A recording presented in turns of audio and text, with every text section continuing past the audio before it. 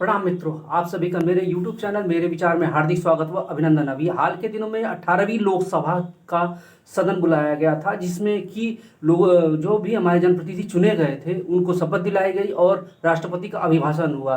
अभिभाषण के पश्चात बहुत सारे हमारे जनप्रतिनिधियों ने हो हल्ला मचाया, जिसके कारण कि संसद की प्रक्रिया में बाधा पड़ी, संसद से वॉकआउट किए। अब यहाँ पे प्रश्न आता है कि हमारे जनप्रतिनिधि संसद या जो कि लोकतंत्र का एक पवित्र मंदिर है उसका अपमान क्यों करते हैं? ऐसा वो क्या कारण है कि ये करते हैं?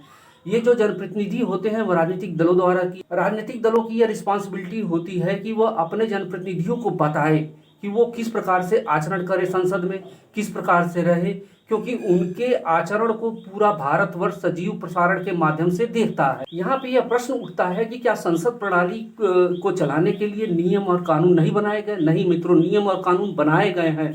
ब्रिटिश राज में 1921 में यह शिमला में एक सम्मेलन किया गया, जिसमें कि यह रूल नियम बनाया गया कि संसद की प्रक्रिया को किस प्रकार से चलाया जाए। इसके बाद आज़ाद भारत में भी इसका रूल नियम बनाया गया। 1992 में सभी संसद के सभी सदनों के प्रतिनिधियों को बुलाया गया, सभी पीठासीन अधिकारियों को बुलाया गया और उसमें रूल नियम बनाए गए। इसके बाद 1997 में भी रूल नियम बनाए गए।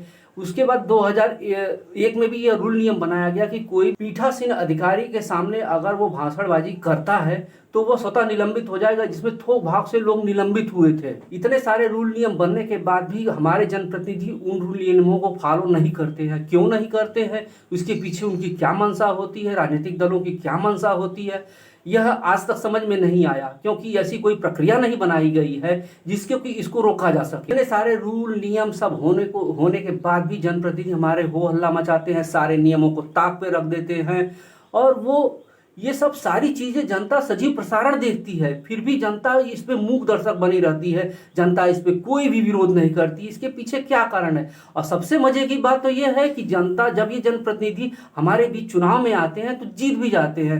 इसका प्रमुख कारण क्या है मित्रों? इसका प्रमुख कारण यह है कि हम उनके आचरण और उनके विकास कार्यों पर न देके हम भावनात्मक मुद्दों पे वोट देते हैं। हम भावनात्मक मुद्दों से प्रभावित। जरा सोचिए मित्रों कि ऐसे ही क्या संसद चलेगी? ऐसे ही लोग जाएंगे?